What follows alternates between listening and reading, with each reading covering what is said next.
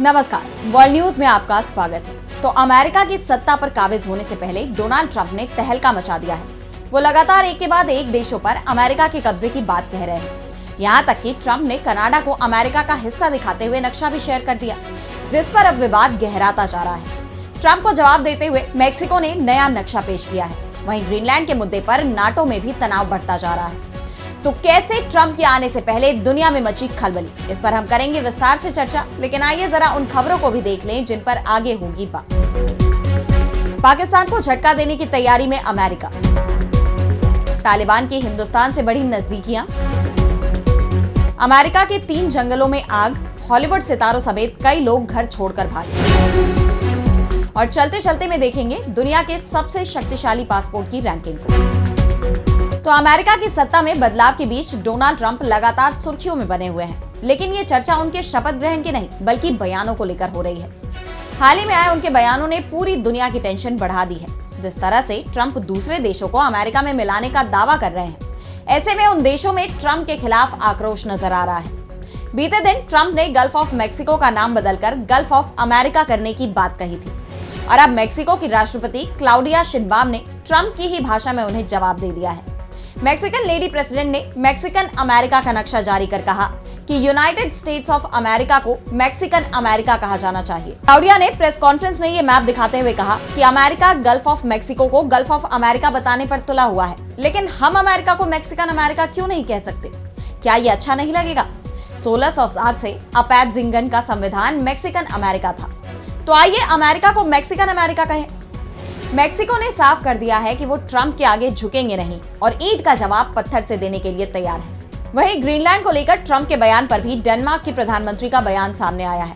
उन्होंने साफ कर दिया है कि ग्रीनलैंड बिकाऊ नहीं है। साथ ही ये भी कहा कि यहाँ कारोबार करने के लिए दरवाजे हमेशा खुले रहेंगे। हालांकि डेनमार्क के प्रधानमंत्री मेटे फ्रेडरिक्सन ने इस मामले में काफी संभला हुआ बयान दिया है, लेकिन नाटो में इस पर रार छिड़ गई है।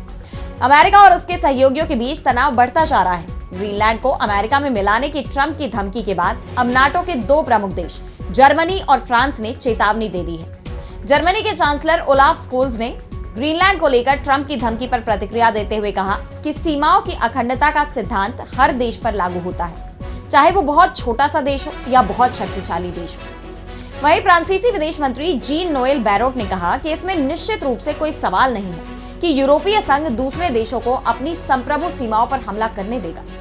दोनों देशों की तरफ से अमेरिका को यूरोपीय एकजुटता का संदेश दिया गया है।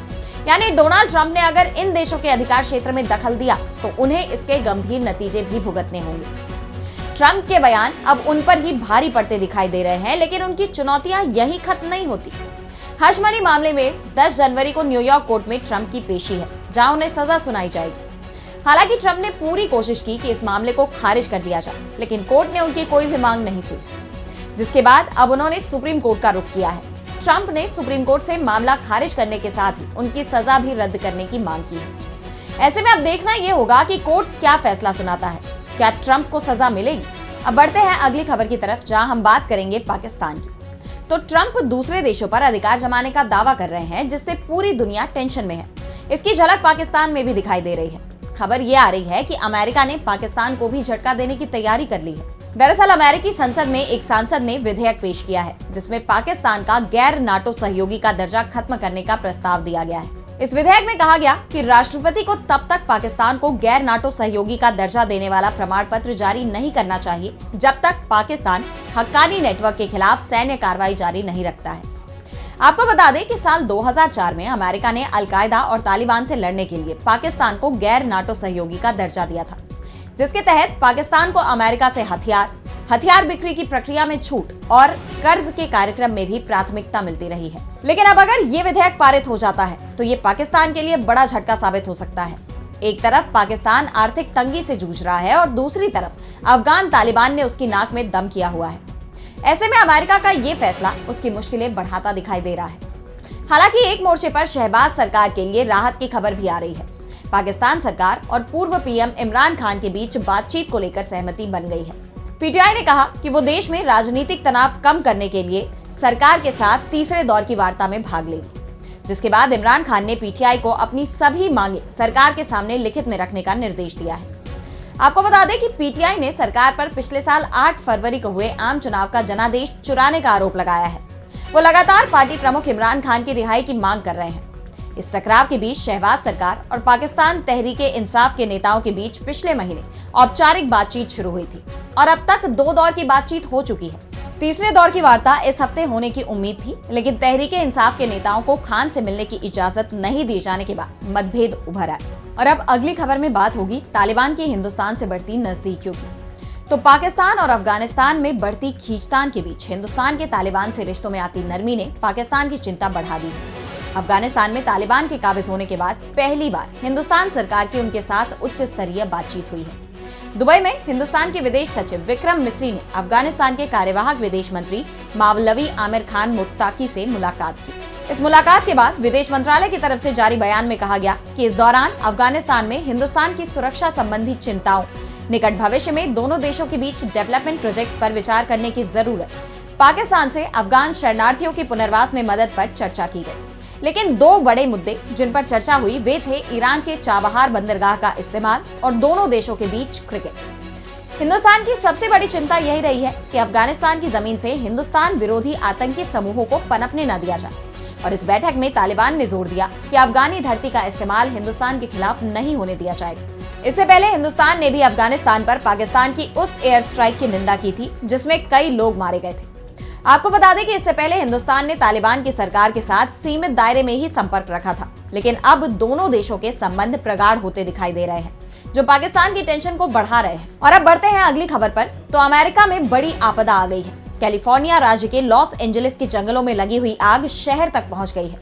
CNN के मुताबिक पहले ये आग पैसिफिक पैलिसेड्स, ईटन और हर्स्ट के जंगलों में लगी, उसके बाद अब रिहायशी इलाकों में भी फैल रही है। रिपोर्ट के मुताबिक पैसिफिक पैलिसेड्स में ये आग 1 मिनट में 5 फुटबॉल मैदान के बराबर जितनी जगह को जलाकर राख कर दे रही है। 7 जनवरी को लगी इस आग की चपेट में अब तक लगभग 4856 हेक्टेयर इलाका आ गया है।